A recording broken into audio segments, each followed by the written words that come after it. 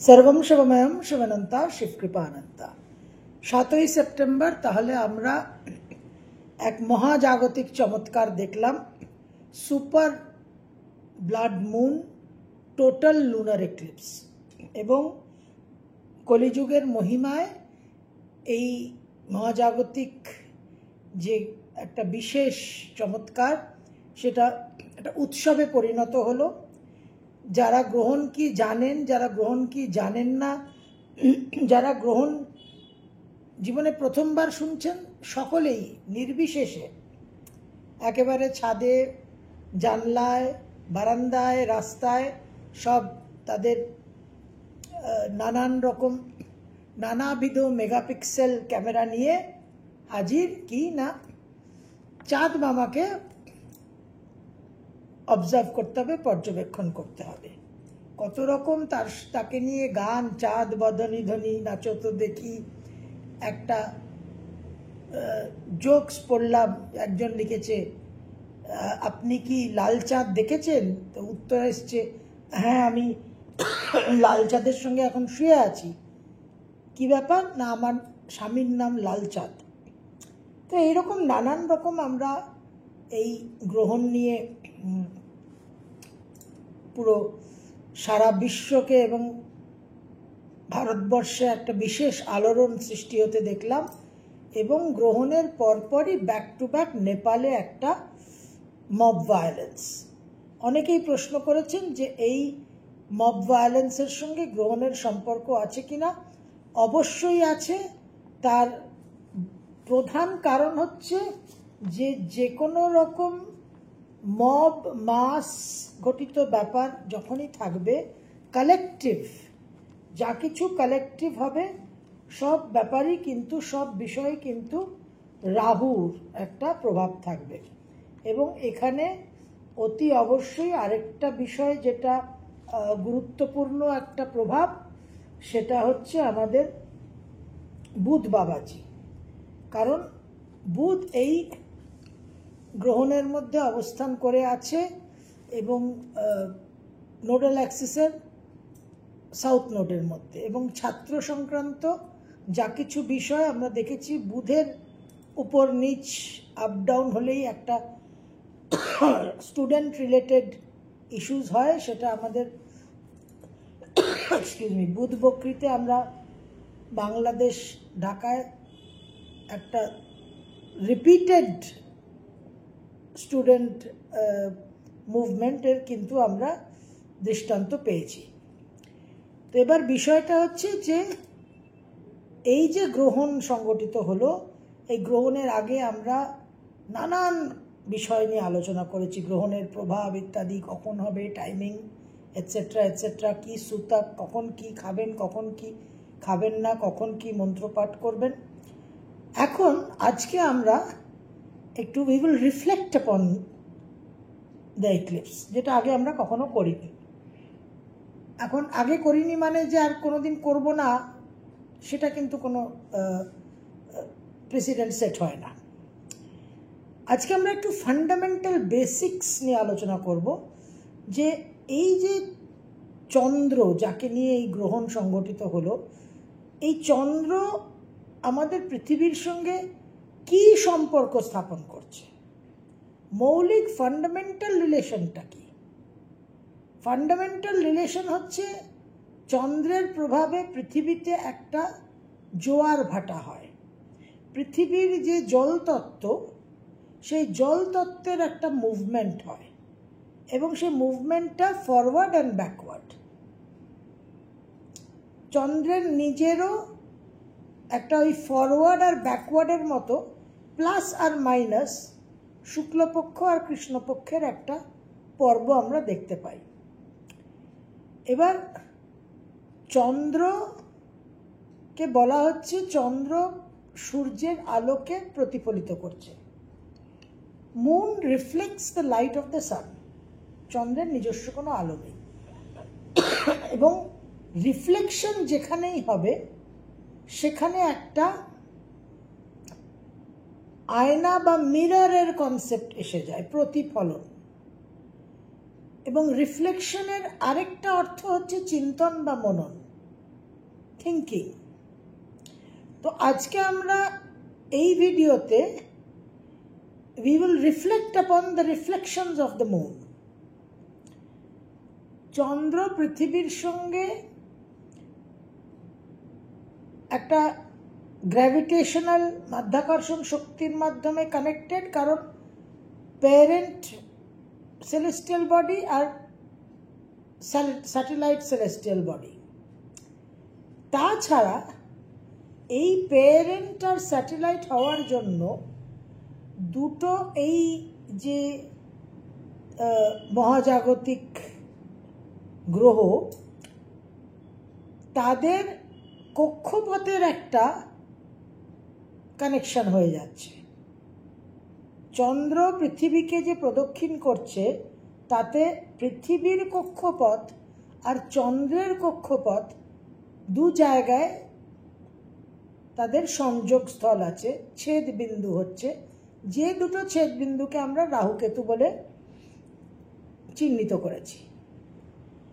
এখন মিরর যে রিফ্লেক্ট করে, আমরা যদি আয়নার সামনে দাঁড়াই আমার প্রতিফলিত আরেকজনকে আমি দেখতে পাবো, আমার মিরর ইমেজ। কিন্তু আমি যদি সরে যাই আয়নার সামনে থেকে, সেই ইমেজ আর থাকবে না। তাহলে চন্দ্র যদি রিফ্লেক্ট করে এবং তার যদি মিররিংটা কাজ হয়, যে কারণে সমস্ত ট্রানজিটস গোচর আমরা প্রধানত মূলত প্রাইমারিলি চন্দ্র সাপেক্ষে দেখা হয়, রাশি সাপেক্ষে। আপনারা সবসময় প্রশ্ন করেন যে আপনার এই ফলাফলগুলো আমার রাশি থেকে দেখব না লগ্ন থেকে দেখব। লগ্ন কোনো রিফ্লেক্ট করবে না, লগ্নের উপর ডাইরেক্ট এফেক্টটা আসবে, লগ্ন উইল অ্যাবজর্ব। চন্দ্র রিফ্লেক্ট করবে, একটা স্প্রেড করবে, একটা প্রভাব সৃষ্টি করবে, কিন্তু লগ্নের উপর যে প্রভাবটা হবে সেটা লগ্ন নিজে অ্যাবজর্ব করবে। তো চন্দ্রের এই রিফ্লেকশনটা এই জন্য এত গুরুত্বপূর্ণ, এবং চন্দ্রের এই রিফ্লেকটিভ যে অ্যাঙ্গেলটা, তার জন্যই ট্রানজিটগুলো সব চন্দ্র থেকেই প্রধানত বিচার্য। তাহলে চন্দ্র যদি রিফ্লেক্টই করছে, তাহলে চন্দ্রকে আমরা অতীত, পাস্ট, স্মৃতি এবং মেমোরির কারক বলছি। তাহলে মেমোরিটা কিভাবে তৈরি হচ্ছে? স্মৃতি যে ভান্ডার, দ্য রেজার্ভয়ার অফ মেমোরিজ, সেটা কিভাবে তৈরি হচ্ছে? কারণ আয়নার সামনে আমি দাঁড়াচ্ছি, আমি দেখছি একটা ইমেজ, কিন্তু আমি সরে গেলে সেই ইমেজটা আর থাকছে না। কিন্তু চন্দ্রের ক্ষেত্রে, যে কারণে আমরা চন্দ্রকে মনের কারক বলছি, কারণ সমস্ত স্মৃতি আমাদের মনের মধ্যে সংগ্রহ করা থাকে, সঞ্চিত থাকে। তো একটা ঘটনা আমার জীবনে ঘটলো, নিরন্তর আমার জীবনে অনুভবের ধারা, ঘটনাক্রম অনুসারে ঘটনা ঘটে চলেছে, প্রারব্ধ অনুসারে আমার জীবনে প্রারব্ধ ভোগ ঘটে চলেছে। তো সেই জায়গায় যা কিছু আমার জীবনে আমি এক্সপিরিয়েন্স করছি, আমার অভিজ্ঞতা হচ্ছে, সেটা তো একটা সময় সমাপ্ত হয়ে যাচ্ছে। অর্থাৎ সেই ইমেজটা আয়না থেকে সরে গেল। আমার একটা জীবনে প্রারব্ধ প্রকট হলো, সেই প্রারব্ধ প্রকট হলো আমার চন্দ্রের মাধ্যমে, আমার মনের মাধ্যমে আমি সেটাকে অনুভব করলাম।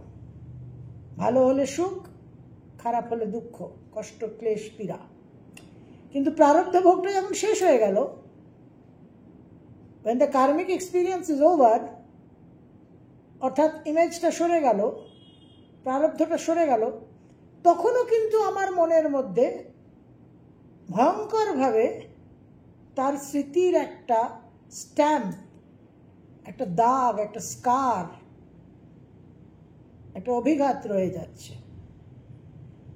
এবং সেই স্মৃতি থেকেই,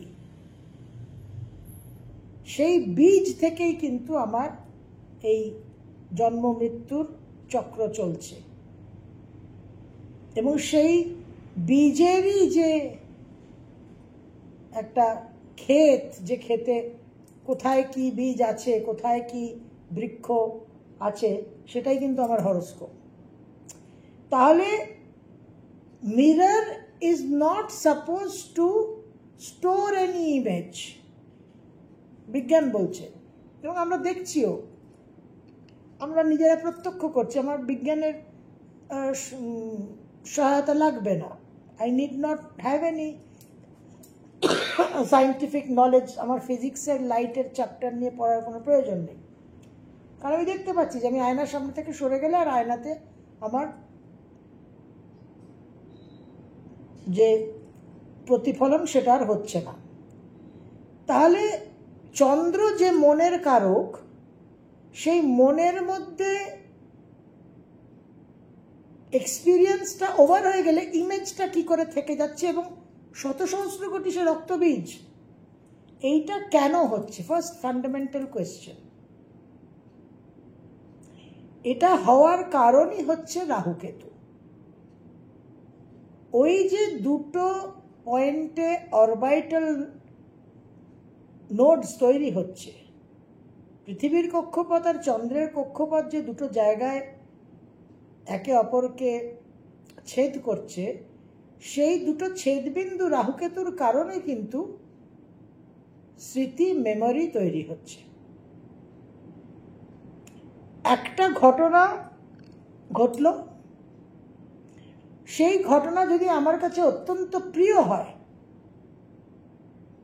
অত্যন্ত ভালো লাগার হয়, তখন তার জন্য আমার আরো ডিজায়ার বৃদ্ধি পায়। আমি সেই ঘটনার পুনরাবৃত্তি চাই।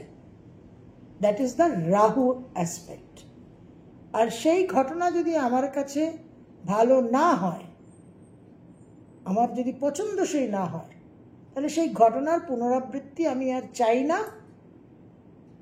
এবং তার ফ্লেভারটা খুব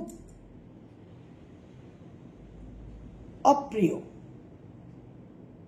সেটা হয়ে গেল the Ketu aspect, the south node, অর্থাৎ ক্লোজার নোড। আর রাহু থেকে ওপেনিং নোড। এই জন্য রাহু হচ্ছে মুখ, যে আমরা যা কিছু নিতে চাই, আমরা যা কিছু গ্রহণ করতে চাই, এই মাথা, ধর। রাহু কেতুর ফরমেশন যদি না হয়, তাহলে কিন্তু আর স্মৃতি তৈরি হচ্ছে না।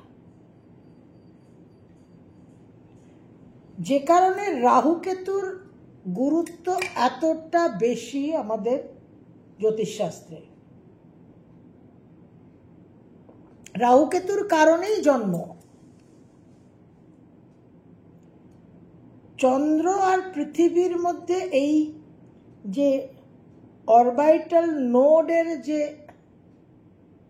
কানেকশনটা তৈরি হচ্ছে, সেখান থেকে প্রত্যেকটা অভিজ্ঞতা, প্রত্যেকটা কামনা বাসনা কর্ম বীজে পরিণত হচ্ছে। বাসনা ভোগকে কিন্তু আমাদের শাস্ত্রে মন্দ খারাপ বলা হয়নি। ধর্ম, অর্থ, কাম, মোক্ষ, চারটে পুরুষার্থ বলা হয়েছে সনাতন ধর্মে। কিন্তু বাসনা যদি কর্ম বীজে পরিণত হয়, তখন হচ্ছে গন্ডগোলের সৃষ্টি। যে কারণে মন এবহি মনুষ্যানাম কারণম বন্ধ মোক্ষেয়। এবহি, মনই, আর কিছু নয়। Only the mind is responsible for the bondage or the freedom of the human soul. তাহলে মন আমাদের মুক্ত করতে পারে, মনই আমাদের বন্ধন করে। বন্ধনের কারণ। এবার ওই যে ফান্ডামেন্টাল মৌলিক বেসিক মুভমেন্টটা, আপ ডাউন, জোয়ার ভাটা, এইখানে মনে রাখতে হবে যে এই যে গ্রহণ যখন সংগঠিত হলো এবং পূর্ণগ্রাস চন্দ্রগ্রহণ, অর্থাৎ চন্দ্র একেবারে অদৃশ্য হয়ে গেল, রেড ব্লাড মুন থেকে সে একেবারে অদৃশ্য, ইনভিজিবল, তারপর আবার তার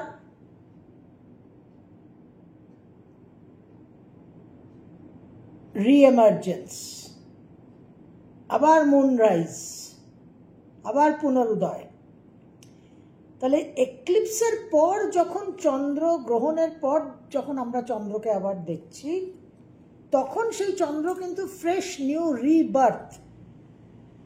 এবার এই রিবার্থটা হওয়ার পর এই চন্দ্র, আমার এই মন, আমাকে আরো বন্ধনের দিকে নিয়ে যাবে, না কিছুটা আমাকে মুক্তির দিকে ইউটার্ন করাবে? এগুলো হচ্ছে আলটিমেট লেসন্স। একটা গ্রহণের কারণে আমরা কালেকটিভলি দেখলাম ইমিডিয়েট হাতে নাতে ফল, নেপালে একটা আনরেস্ট হলো রাহুর মব এফেক্টে। ইন্ডিভিজুয়াল লাইফে আমার এক নিকট আত্মীয় আজকে তার পা ভেঙে গেছে। কন্যা লগ্ন, কুম্ভ রাশি, 7.5 চলছে, লগ্নে মঙ্গল আছে, বক্রী শনি সপ্তমে, 7.5 চলছে, গ্রহণ লগ্নপতি বুধ দ্বাদশে, গ্রহণের অ্যাক্সিসে, একেবারে হাতে নাতে ফল। এরকম অনেকের অনেক কিছু রেজাল্ট নিশ্চয়ই হয়েছে এবং হবেও। বাট এই সমস্ত রেজাল্টের ঊর্ধ্বে, এই সমস্ত রেজাল্টকে নালিফাই করে, নিউট্রালাইজ করে, রেজাল্টের যে পাতা, যে খাতা, সেটাকে যে জিরো করতে হবে, সেটাকে যে ব্ল্যাঙ্ক করতে হবে, সেই আলটিমেট যে পয়েন্টটা, সেই রিয়েলাইজেশনের দিকে আমাদের কিন্তু আলটিমেটলি যেতে হবে, ভালো লাগুক চাই না লাগুক। এবং সেই রিয়েলাইজেশন অর্থাৎ রাহু কেতুকে ওভাররাইড করতে হবে। আমার জীবনে যা অনুভবের ধারা হবে, যা অভিজ্ঞতা হবে, আমার জীবনে যা এক্সপিরিয়েন্সেস হবে, কোনো কিছুতে মেমোরি ক্রিয়েট হবে না, কোনো কিছুতে আর ফার্দার কর্মের বীজ ক্রিয়েট হবে না। এই যে আলটিমেট মেমোরি ক্রিয়েটিং যে মেকানিজমটা এবং যে মেশিনটাই মেকানিজমের কারণ, রাহুকেতু মেশিন, এই রাহুকেতু মেশিনই এতটা গুরুত্বপূর্ণ, কারণ সে মেমোরিটা ক্রিয়েট করে। সে মিররের মধ্যে এমন একটা ম্যাজিক চমৎকার করে দিচ্ছে যে মিরর ইমেজটাকে স্টোর করে রাখছে। এবার ধরুন 7ই সেপ্টেম্বর গ্রহণ তো হয়ে গেছে, গ্রহণের নানান ছবি আপনারা দেখবেন, ভিডিও আপনারা দেখবেন। এই যে সমস্ত ছবি, এই যে সমস্ত ভিডিও, এই যে স্ক্রিন, এই যে ফটোগ্রাফ, সমস্তটাই কিন্তু রাহু। স্ক্রিন এবং ফটোগ্রাফের কারক হচ্ছে রাহু। এবার চোখ খুলে আমরা আমাদের স্ক্রিনে, আমাদের যে কোনো ডিভাইসে, ভিডিওতে দেখতে পারি, আর এমনি খবরের কাগজ, সংবাদপত্রে আমরা পেপারে গ্রহণের ছবি দেখতে পারি। কিন্তু এটা বাদ দিয়ে, এটা ছাড়া চোখ খুলেও কিন্তু আপনি কল্পনা করতে পারছেন, আপনি যে দেখেছেন, বা আপনি যদি না দেখে থাকেন, আপনি স্ক্রিনেও যদি দেখে থাকেন, আপনি লাইভ যদি ইউটিউবে দেখে থাকেন, তাহলেও আপনি আবার ওই এক্লিপসটাকে আপনি once again you can view that. কি করে দেখছেন? কারণ সেটা আপনার মনের মধ্যে আছে, it is in your memory. এই যে একটা অদৃশ্য স্ক্রিন,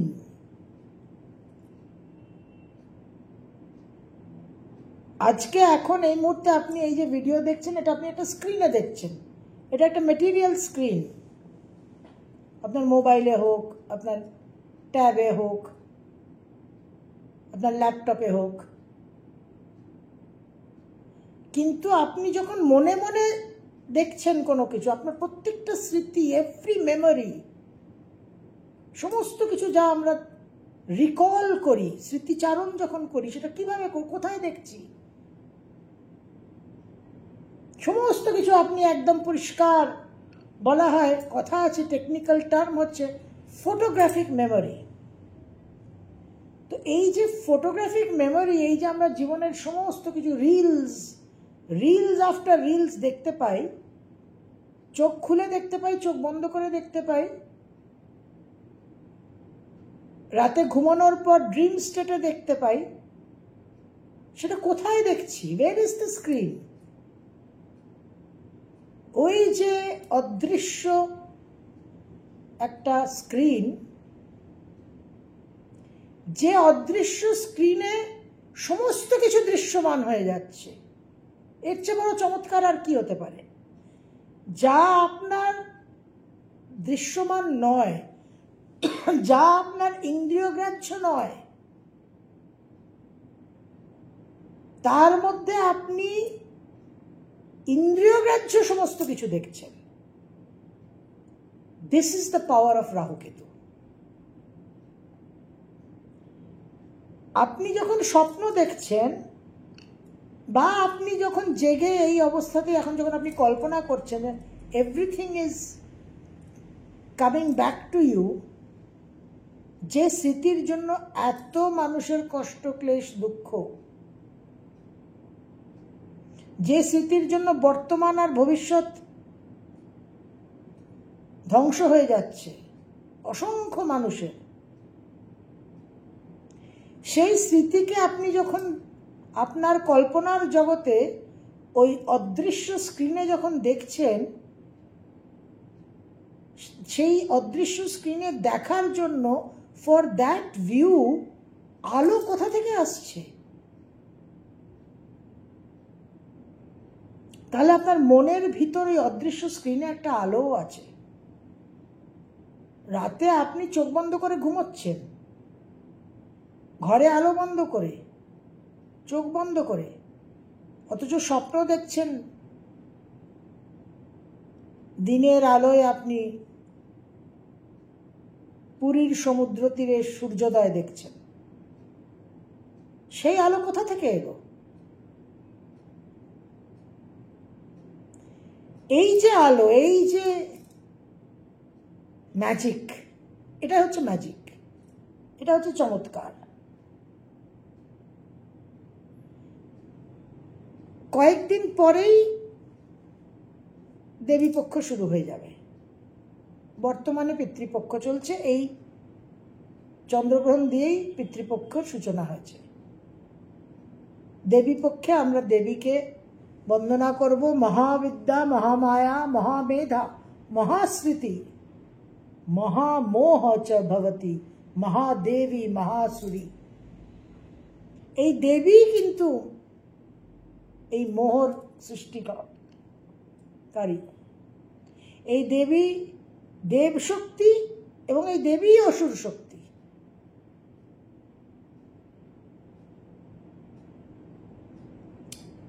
এই দেবীর যে মহারূপ, সেই মহামোহ রূপটাকে আমাদের বুঝতে হবে। সেই আলটিমেট ট্রুথটাকে আমাদের অনুধাবন করতেই হবে, আজ না হয় কাল। আলটিমেট ট্রুথকে আপনি যতদিন ইচ্ছে এড়িয়ে যেতে পারেন, কিন্তু কোনো না কোনো দিন, one day or the other, আপনাকে কিন্তু you have to come to terms with that truth. সেই সত্য, সেই চরম পরম সত্যের সামনে আপনাকে অতি অবশ্যই দাঁড়াতে হবে এবং ফেস করতে হবে। কয়েকদিনের মধ্যেই আমরা বিশেষভাবে বাঙালিরা আপ্লুত হব যখন ভোর 4টের সময় ঘরে ঘরে শোনা যাবে আশ্বিনের শারদ প্রাতে বেজে উঠেছে আলোক মঞ্জির, ধরণীর বহিরাকাশে অন্তরিত মেঘমালা, প্রকৃতির অন্তরাকাশে জাগরিত জ্যোতির্ময়ী জগৎমাতার আগমন বার্তা। এই শুনে আমাদের একটা বিশেষ অনুভূতি হয়। আনন্দময়ী মহামায়ার পদধ্বনি অসীম ছন্দে বেজে ওঠে, রূপলোক ও রসলোকে আনে নব ভাব মাধুরীর সঞ্জীবন। এই নব ভাব মাধুরী ইজ ভেরি ইম্পর্টেন্ট। তাই আনন্দিতা শ্যামলী মাতৃকার চিন্ময়ীকে মৃন্ময়ীতে আবাহন। এই যে চিন্ময়ী আর মৃন্ময়ী, এই যে স্ক্রিনে আপনারা দেখছেন,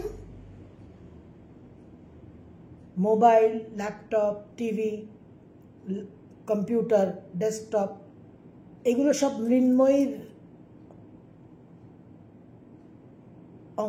অন্তর্গত। আর যে রাহুকেতুর যে স্ক্রিন, যে স্ক্রিনের জন্য চোখ বন্ধ করতেও হয় না, যে অন্তর্জগতের যে আলো, অন্তরে আজ দেখব যখন আলোক নাহিরে, অন্তর্জগতের যে আলো, সেই আলো কিন্তু চিন্ময়ী রূপে জগন্মাতা আমাদের প্রদান করছেন। আজ চিৎ শক্তি রূপিণী বিশ্বজননীর শারদ স্মৃতিমণ্ডিতা প্রতিমা মন্দিরে মন্দিরে ধ্যানবোধিতা। প্রয়াত শ্রী বীরেন্দ্রকৃষ্ণ ভদ্রের এই যে মহালয়ার যে প্রতি বছর যে আমরা শুনি, আমাদের কাছে এটা উৎসব, একটা কার্নিভাল। কিন্তু কোনো না কোনো দিন একটা রিয়েলাইজেশন, একটা মোমেন্ট অফ